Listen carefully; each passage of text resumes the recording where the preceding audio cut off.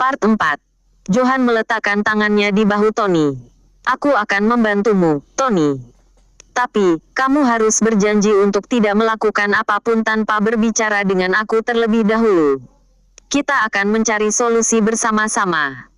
Tony merasa sedikit lega, dan dia berjanji untuk tidak melakukan apapun tanpa berbicara dengan Johan terlebih dahulu. Johan kemudian mulai menjelaskan tentang bahaya perjanjian dengan kekuatan jahat dan bagaimana mereka bisa mencari solusi yang lebih baik. Latihan pernafasan. Johan memimpin Tony ke sebuah ruangan yang tenang dan sunyi di rumahnya. Tony, sebelum kita mulai, aku ingin kamu melakukan latihan pernafasan untuk memperkuat ragamu dan jiwamu, katanya.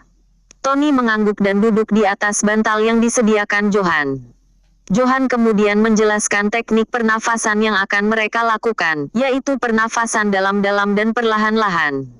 Pertama, tutup matamu dan tarik napas dalam-dalam melalui hidungmu, Johan memimpin. Isi paru-parumu dengan udara segar dan rasakan energi positif masuk ke dalam tubuhmu. Tony mengikuti instruksi Johan dan menarik napas dalam-dalam. Dia merasa udara segar masuk ke dalam paru-parunya dan membuatnya merasa lebih tenang. Kemudian, tahan napasmu selama beberapa detik, Johan melanjutkan. Rasakan energi positif itu menyebar ke seluruh tubuhmu, memperkuat setiap sel dan ototmu. Tony menahan napasnya dan merasakan energi positif itu menyebar ke seluruh tubuhnya. Dia merasa lebih kuat dan lebih tenang. Terakhir, hembuskan napas perlahan-lahan melalui mulutmu, Johan memimpin. Rasakan semua stres dan kecemasan keluar dari tubuhmu, meninggalkanmu dengan perasaan yang lebih tenang dan damai.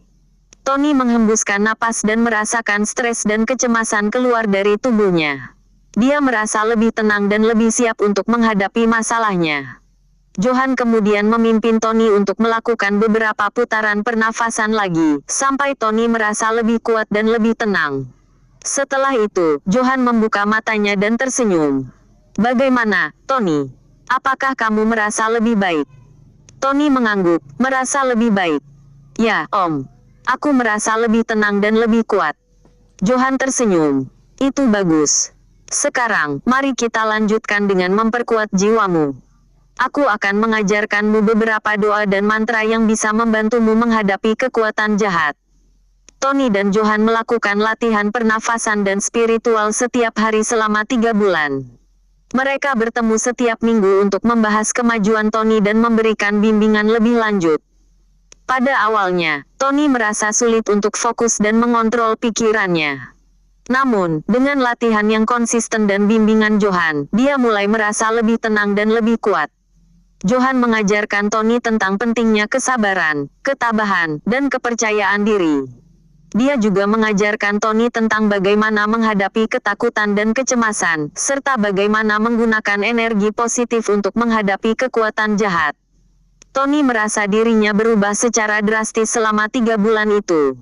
Dia menjadi lebih percaya diri, lebih tenang, dan lebih kuat. Dia juga merasa lebih dekat dengan Tuhan dan memiliki hubungan yang lebih baik dengan orang-orang di sekitarnya. Johan juga mengajarkan Tony tentang bagaimana menggunakan doa dan mantra untuk menghadapi kekuatan jahat.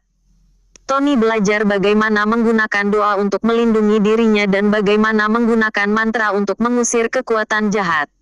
Setelah 3 bulan, Johan merasa bahwa Tony sudah siap untuk menghadapi lelaki tua itu. Tony, kamu sudah siap, katanya. Kamu sudah memiliki kekuatan dan pengetahuan yang cukup untuk menghadapi lelaki tua itu. Tapi, ingat, kamu harus selalu waspada dan tidak boleh lengah. Tony mengangguk, merasa siap untuk menghadapi apapun yang akan terjadi. Aku siap, Om.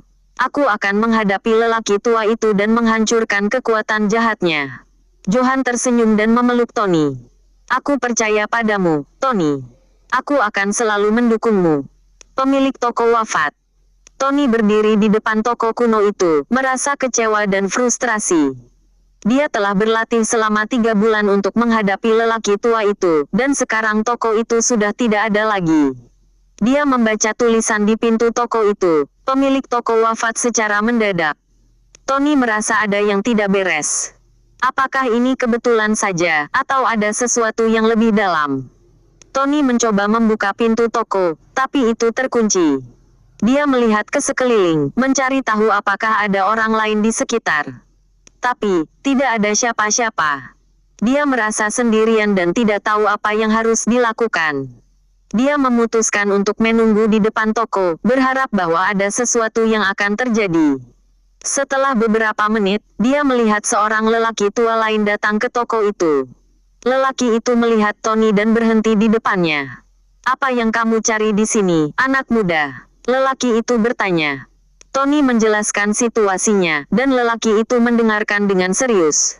"Aku tahu tentang lelaki tua itu," katanya. "Aku juga tahu tentang Obizu. Tapi, aku tidak bisa bicara di sini. Aku akan memberimu alamat. Temui aku di sana, dan aku akan memberimu informasi yang kamu butuhkan." Lelaki itu memberikan Tony alamat dan pergi. Tony merasa bahwa ini adalah satu-satunya kesempatan yang dia miliki untuk menghancurkan Obizu. Tony tiba di alamat yang diberikan oleh Sorkes, sebuah rumah kecil di pinggiran kota. Dia merasa sedikit tidak tenang, tapi dia tahu bahwa dia harus tahu lebih banyak tentang Obizu. Sorkes membuka pintu dan menyambut Tony dengan senyum yang hangat. "Aku Sorkes, guru dari pemilik toko itu," katanya. "Masuklah, anak muda. Aku akan memberimu informasi yang kamu butuhkan." Tony masuk ke dalam rumah dan duduk di ruang tamu. Sorkes mulai menceritakan tentang pemilik toko itu, yang bernama Rekto. "Rekto adalah muridku yang paling berbakat," katanya. "Dia memiliki kemampuan untuk melihat ke dalam hati orang lain dan memahami kekuatan gelap." Sorkes berhenti sejenak, lalu melanjutkan. "Tahun lalu, Rekto menemukan sebuah buku kuno yang berisi tentang Obizu. Dia menjadi terlalu percaya diri dan mencoba untuk menggunakannya, tapi dia tidak tahu bahwa Obizu memiliki kekuatan yang terlalu besar untuk dia kendalikan." Tony merasa bahwa dia sudah tahu apa yang akan terjadi selanjutnya. "Apa yang terjadi dengan Rekto?" dia bertanya. Sorkes menundukkan kepalanya. "Obizu mengambil nyawa Rekto dan membuatnya menjadi budak. Aku mencoba untuk menyelamatkannya, tapi aku terlambat. Aku hanya bisa menunggu dan berharap bahwa ada seseorang yang bisa menghancurkan Obizu." Tony merasa bahwa dia memiliki tanggung jawab untuk menghancurkan Obizu. "Aku akan melakukannya," katanya. "Aku akan menghancurkan Obizu dan membebaskan Rekto." Sorkes tersenyum dan meletakkan tangannya di bahu Tony. "Aku percaya padamu, anak muda. Aku akan memberimu semua yang kamu butuhkan untuk menghancurkan Obizu." Sorkes dan Johan bertemu. Tony bertemu dengan Johan di sebuah kafe kecil di pusat kota. Dia menceritakan tentang pertemuannya dengan Sorkes dan rencana untuk menghancurkan Obizu. Johan mendengarkan dengan serius, tidak memotong atau memberikan komentar. Setelah Tony selesai, Johan mengambil napas dalam-dalam dan berkata, "Tony, aku percaya padamu. Aku akan membantumu dalam misi ini." Tony merasa lega dan bersyukur atas dukungan Johan. "Terima kasih, Om," katanya. "Aku tidak bisa melakukannya tanpa kamu." Johan tersenyum dan meletakkan tangannya di bahu Tony. "Kita akan melakukannya bersama-sama, Tony. Aku akan memberimu semua yang kamu butuhkan untuk menghancurkan Obizu." Sorkes, yang juga hadir di kafe itu, memberikan Tony sebuah buku kuno yang berisi tentang ritual untuk menghancurkan Obizu. "Ini adalah buku yang sama yang digunakan Rekto," katanya. "Aku telah menambahkan beberapa catatan dan perubahan untuk membuatnya lebih efektif." Tony mengambil buku itu dan membacanya dengan teliti. Dia merasa bahwa ini adalah kesempatan yang langka untuk menghancurkan Obizu dan membebaskan Rekto. Johan dan Sorkes membahas rencana untuk menghancurkan Obizu, termasuk lokasi dan waktu yang tepat. Tony merasa bahwa ini adalah saat yang tepat untuk melakukannya. "Aku siap, Om," katanya. "Aku akan menghancurkan Obizu dan membebaskan Rekto." Johan dan Sorkes tersenyum dan memberikan Tony semangat.